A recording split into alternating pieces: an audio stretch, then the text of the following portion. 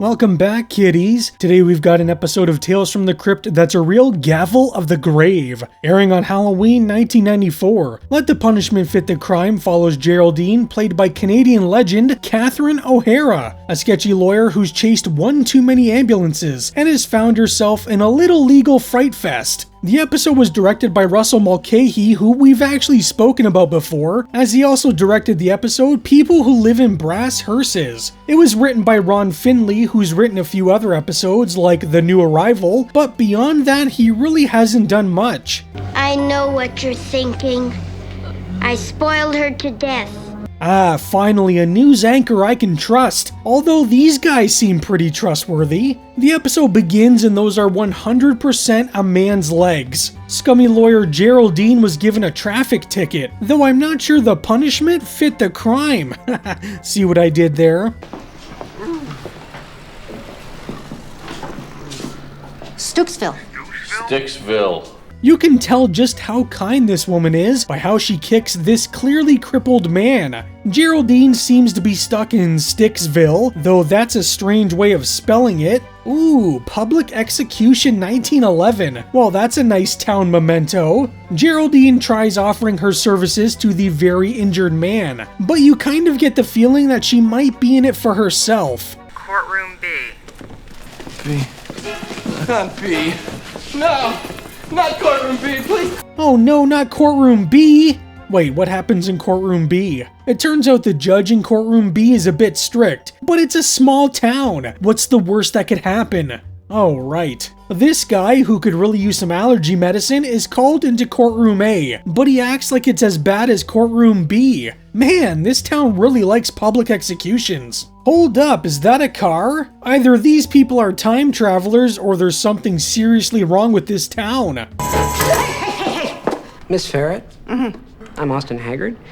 I've been appointed by the court to handle your case. Nice try, Janosch. Be careful, lady. This guy might try and steal your baby for some haunted painting. Poor Geraldine is stuck with this dork defending her, but she's already got this whole thing figured out. But I will be pleading guilty to this little ripoff and getting the hell out of this town. I don't think you want to do this. This is a very strict town. Yeah, no shit. Geraldine gets called into her courtroom and it looks like Nose Guy is going away for a long time. It seems her very awful crime was driving an illegally licensed vehicle. Well, that's all I needed to know. Give her the chair. What's it gonna cost me? 10. All this bullshit for $10? Here, keep the change. Not $10, Miss Ferret. 10 lashes. That's it? I mean, it looks like she has plenty to spare. Oh wait, you mean the whip kind of lashes. Well, they did say this town was strict. Geraldine decides to plead not guilty instead, which only seems to make the judge happy. I don't think that's a good sign. Under New York state law, 5-digit combinations are reserved for local governments. So all of this is because she chose a custom license plate that says sue 'em? I mean, there's strict and then there's insane. Geraldine argues that her plate isn't 5 digits, but in fact 6, as the space counts as a digit. It looks like she's about to be let off when her lawyer comes in thinking he's gonna save the day. Guilty as charged. Geraldine is gonna wish she took those 10 lashes, because the judge has upped it to 100. Now, I'm not what people would call smart, but I feel like 100 lashes could be pretty fatal. Geraldine is carried away to her punishment and runs into Runny Nose Guy. Oh, what are you crying about? They cut off my nose.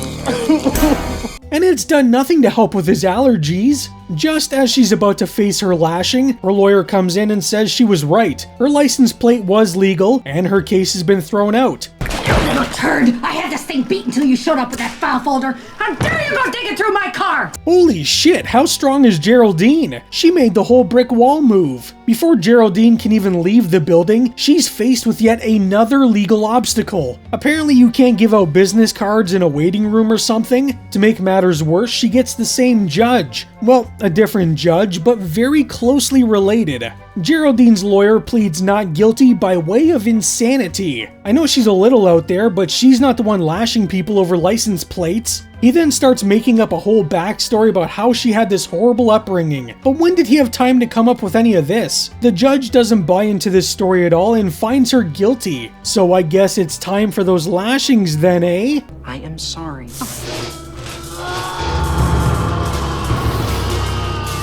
Or electrocution works too, I guess. Actually, you have a guy in the Tales from the Crypt universe who's quite good at it. She's actually not being given the chair, but instead pilloried for 1 year. Pilloried. Fuck's pilloried. I was wondering the exact same thing.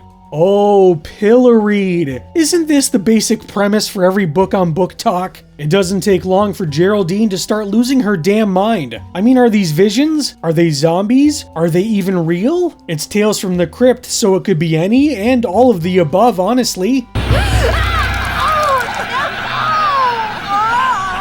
Miss Ferret?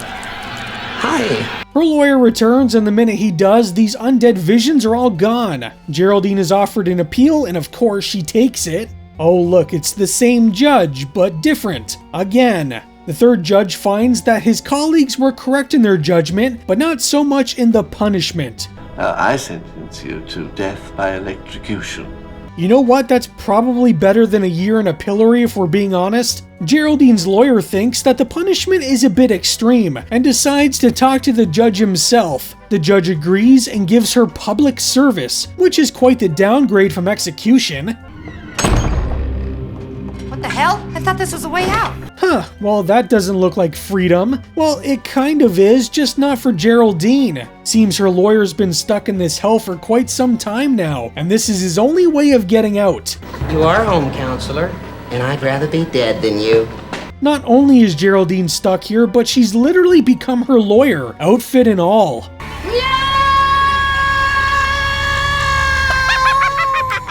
Let the Punishment Fit the Crime can be found in the pages of Vault of Horror number 33, published November 1953, written by Al Feldstein and Bill Gaines, with artwork by Jack Davis and colors by Mary Severin. The cover features artwork by Johnny Craig and features a bunch of children carrying a coffin down the street. It also happens to be based off today's story. A bunch of children, all dressed in their Sunday best, are carrying a coffin down the street. The neighbors all take notice and find it to be both adorable and kind of creepy. The town's undertaker, Herbert Draper, mentions that the kids came to him one day asking all these strange questions about how to perform a funeral. He didn't think much of it because these are kids. I'm sure they're not planning anything horrifying. Next up, the town doctor, Old Doc Stacy, starts scratching his head. Apparently the kids came to him one day too, asking how do you know if something is truly dead? I get that kids can be curious, but this should have raised some alarms, no? The neighbors think one of the kids' dogs must have died and this is their way of dealing with it. However, Frank Bundage, the man who runs the town's candy shop, thinks these kids are morbid. Hell, one time they were in his shop reading a paper all about a killer who was executed in the chair. The kids then brought the paper to George Sparkman, the town electrician. An electrician named Sparkman. That's a little on the nose, don't you think? Anywho, Sparkman tells the kids all about how the electric chair kills a man, which is definitely something a random person in town should be telling all the kids. Matilda Pretty, the children's school teacher, was also asked about the execution, asking why someone would be electrocuted. Matilda told the children that if you take someone's life, then you deserve capital punishment. Based. However, when asked if robbing someone deserves capital punishment, she told the children no and to shut the hell up. A scum-sucking lawyer then pops up because it seems this entire town is one single block and no one has to go to work today. He tells the old woman the kids came to him asking if robbers get capital punishment. He said capital punishment is only reserved for horrible crimes like murder and kidnapping. These kids have seemingly not been taught anything because then he's forced to explain what a kidnapping is. The kids start lowering the coffin as the townsfolk watch on. Judge Delaney, who also just happens to be in the area, says the children came to him as well, asking all about jury trials. Of course, he explained the basics, but suddenly a woman comes running up all frantic. Seems her son Freddy is missing. The kids don't speak to him much anymore after he took something from them, and they've never forgiven him for it. Turns out Freddy stole one of the kids' dolls. You know, kidnapped it, and I guess the kids dealt out their own horrific form of justice.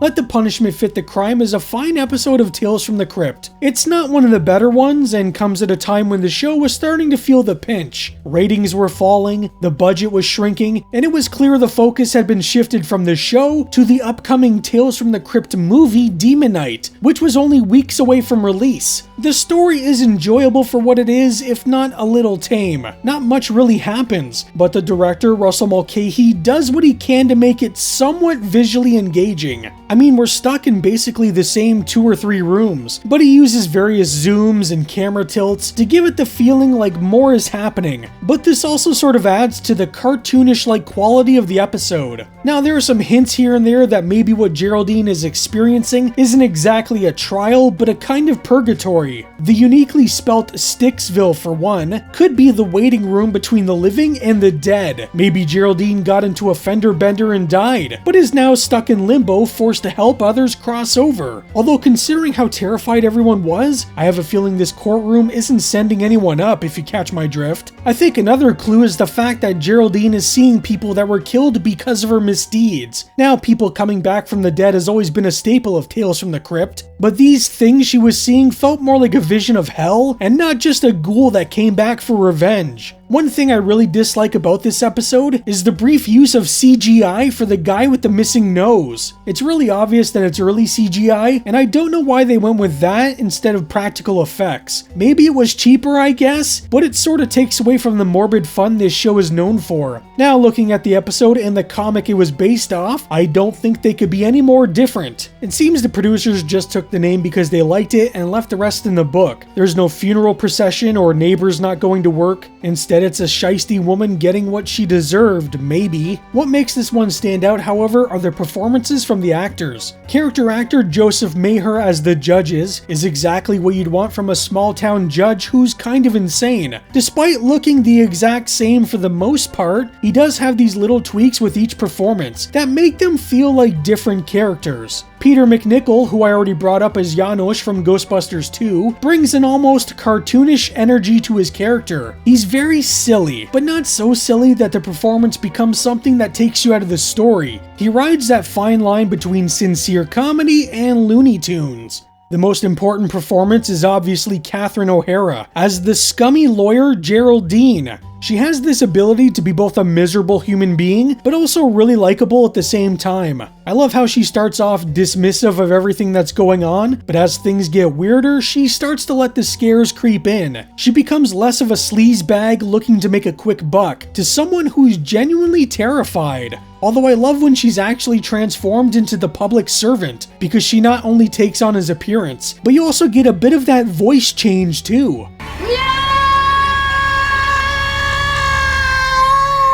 Now, we just lost Catherine O'Hara, and I contemplated whether or not I should do this episode. I didn't want it to come off like I was exploiting her, but I wanted to pay tribute in the only way I know how. Catherine was a legend in Canadian television, appearing in things like SCTV and Schitt's Creek. Can I talk to you for a sec? Oh, always. Just not now. She's also been in classic movies like Beetlejuice and one of my personal childhood favorites, Home Alone. It's weird to say, but for some of us growing up, she was almost like a second mom. I mean, when you're watching Home Alone at like 5 or 6 years old, you get really invested and become attached to these characters. So losing her actually came as quite a shock. All I can hope is that Catherine O'Hara, John Candy, Harold Ramis, and Joe Flaherty are creating some fun sketches up above, and maybe one day I'll get to see them. But what do you think about Let the Punishment Fit the Crime? Let me know down in the comments. Anyways, that's all for today. I hope you have a great day, and rest in peace, Catherine O'Hara. Huge thanks to all my channel members. You're the real MVPs of the Spooky Squad. Your support helps keep the lights flickering and the monsters fed. If you'd like to join up and help support the channel, check out the join button below. But no pressure, just watching and liking helps a ton too.